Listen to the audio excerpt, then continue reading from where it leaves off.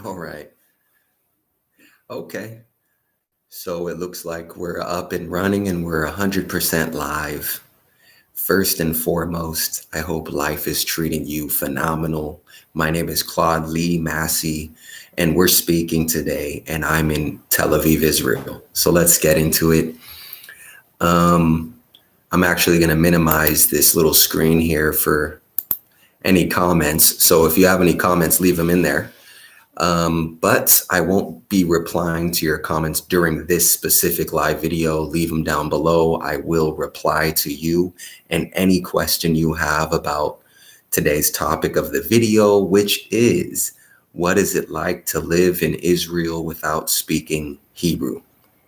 If you have any other questions about any other topics, I would look around the video or look around this video, but other videos on my channel. And don't forget to subscribe as well. Super important. Don't forget to subscribe. I'm always making content about what it's like to live in Israel.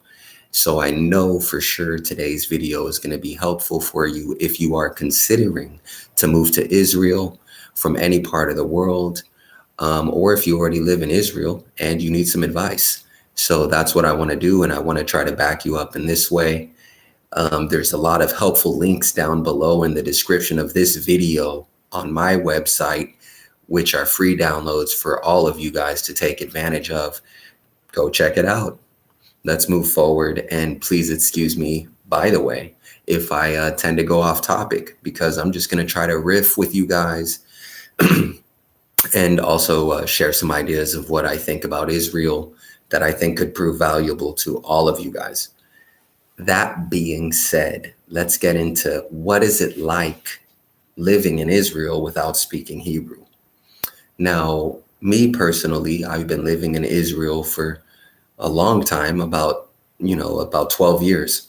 And my Hebrew is pretty fluent. I speak Hebrew. I understand and speak about 80%. However, my reading and writing skills are, fairly mediocre.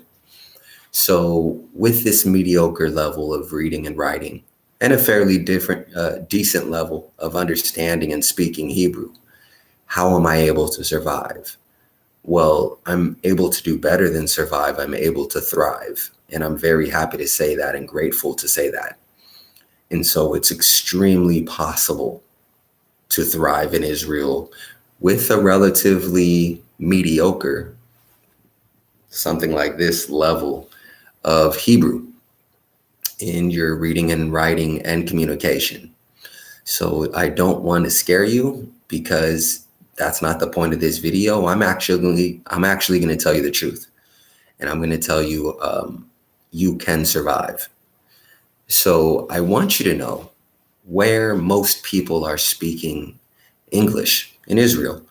And most people are speaking English in Israel in the center of the country. This is a fact. The center are where the major cities are, just like any other country, right? Maybe not the US. It's mostly the East and the West Coast. But you get the idea. Tel Aviv and Jerusalem are the two cities that you will probably find the most people speaking English.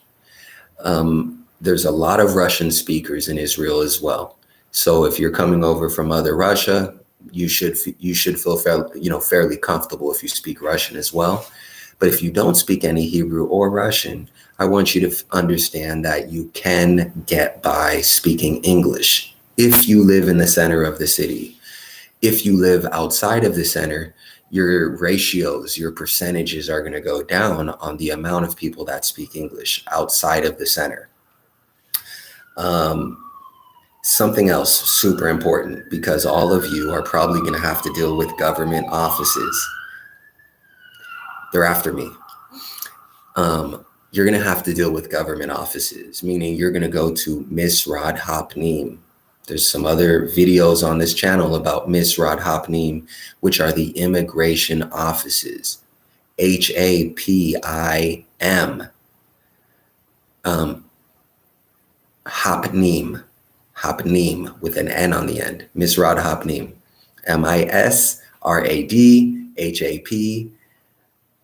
MISRADHAPIM. No, NIM. Do your research.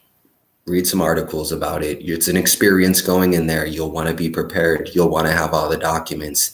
This is where you are going to go if you just moved to Israel or if you're thinking about moving here. These are the government offices that you'll need to go through in order to gain citizenship or any sort of visas. And I want you to know that inside of these offices, they may or may not speak Hebrew. So you definitely want to be prepared to deal with people inside all of the government offices in Israel, not only Misrad Hapnim, but all of the government offices. Be prepared. They may or may not speak English, and you will have been waiting for a long time, and you will want your service or what you need to be completed by this person sitting across from you. So how are you going to figure it out? You're going to need to premeditate, and I'm telling you to do that now. My recommendation, of course, is to try to learn some of the key phrases you're going to need to use in the government offices. You're not going to need to have conversations, but you will need to know some key phrases. So research that. Heck, I might even make a video about it on some of the key phrases for government offices to survive. If you want me to make a video about that, hit the thumbs up button. What the hey, if we get over 10 thumbs ups on this video, I'll make that video about some of the key phrases you need to know for government offices. But outside of the government offices, and it does include, unfortunately, like the phone company and the internet company and the doctor's offices, you'll want to have those keys phrases dialed in because you're not guaranteed to meet somebody who can speak your language or English. So make sure you're ready for that. Now, I know that sounds kind of, a little scary, but that's not it. You can get by. You know the efforts you have to put in to learn a few key phrases, and you do that and you're okay. Now, I wanted to also tell you another piece of good news because there are many, many, many jobs in Israel that you can find without speaking Hebrew. You do not need to speak Hebrew to find a job in Israel. This is my assurance to you. There's plenty of jobs in plenty of different fields that will not require you to speak Hebrew. The most popular one will probably be, obviously, IT. In the IT world, well, you speak the language of code. In addition to that, the world of sales. You can sell to different countries and different languages in Israel, the high-tech startup capital of the world. You can do that. You can do it in 2019. You can do it in 2020. You'll be able to do it next year too.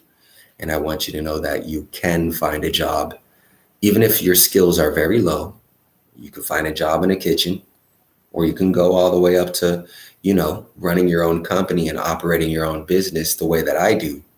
And like I told you guys earlier, my Hebrew is full-blown mediocre, and I'm doing all right.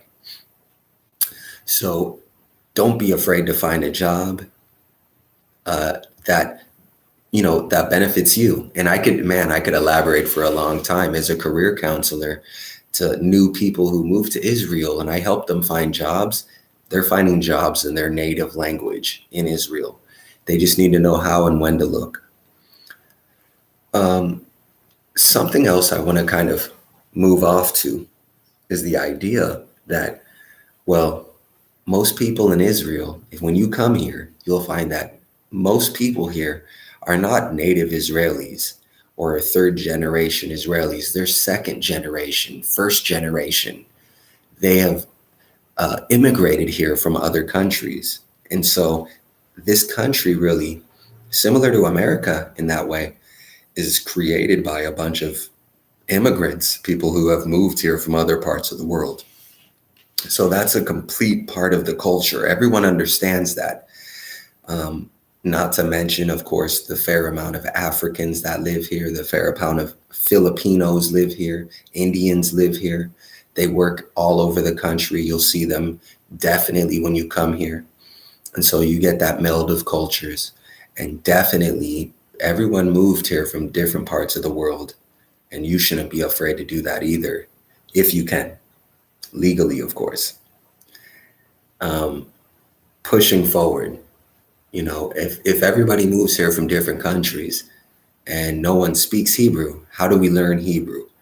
Well, when I first moved here, I had the luxury of having a bit of money saved, and I was able to go to school, a language school for learning Hebrew. And this is called an ulpan, ULPAN, an ulpan. Now, if you type in ulpan on the internet, specifically, you will see results for schools that teach Hebrew.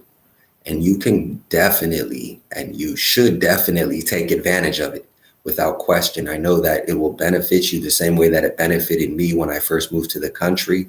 And yes, I took Hebrew school, ulpan. I learned how to read and write and speak in ulpan. However, just like anybody will tell you, you will learn a majority of the language outside of ulpan when you start to use it. So, first of all, first part, ulpans, Hebrew schools in every city across the country, you can learn Hebrew. With the craziness going on in the world right now, it'll probably be an online education. That being said, online education, you can start that education before you arrive here. You can start the education today without question, right? And if you start that education early, it will benefit you hugely when you arrive to Israel. You should learn Hebrew, right? I should learn how to read and write. And so I'm not going to lay a bunch of it on you because, well, who am I, right? But I will suggest that you start. And there's a great few YouTube channels I've seen that will actually, that will teach you how to speak Hebrew. So make sure that you check out those YouTube channels that teach you how to speak Hebrew. It's free. You learn the basic phrases and it's beneficial. So either you're doing that or you're going to ulpan, but you should be learning Hebrew. Let's get into a few tips that I have. I wrote down a few tips here on my notepad here that I think you guys should all follow if you're planning on living in Israel without speaking Hebrew. The first part is, well, I covered that, go to ulpan. The second part, when people arrive to Israel and they start learning Hebrew, they want to use their Hebrew. And what you'll find is other people will start switching into your native language. They'll switch into English, in my case, in order to make life easier for them. It's faster to move along in the conversation. And, well, shit, do you really have the patience? But my recommendation to you is if you know some Hebrew, start using it, start speaking it, and force them to go back into the Hebrew conversation. This will only benefit you. Tell them, hey, I'm trying to learn Hebrew, and just ask for their patience and keep pushing along and struggling until the language becomes easier for you. This is my first recommendation. When you get here, switch into Hebrew and keep trying to use as much Hebrew as possible. Second recommendation, don't hesitate to move to Israel and learn Hebrew simultaneously, right? Obviously, that's what tons of people do. Don't be afraid to move here and learn at the same time. And thirdly, and this is the key tip, websites are always .co.il. If you search for anything in Hebrew, if you search for anything out on the internet, you're going to come across the Hebrew website. My recommendation is to install the Google Translate extension into Google Chrome. Install the extension and become very, very familiar with using Google Translate on all the websites that have the information you are going to require, but it's going to be in Hebrew, and you do not want to depend on anybody else. So use your Google Translate a lot, use it often, and it will benefit you. That being said, if you guys have any questions, leave your comments down below. Please hit the thumbs up video on this video and any other videos on my channel, and subscribe to this channel if you like this video. Other than that, Just came on live to riff with you guys a little bit and give a little advice, try to add a little value. And yeah, don't forget to use the links down below. Below this video, there's links for you to take advantage of. So use those links, and I'll see you guys in the next video. You guys take care.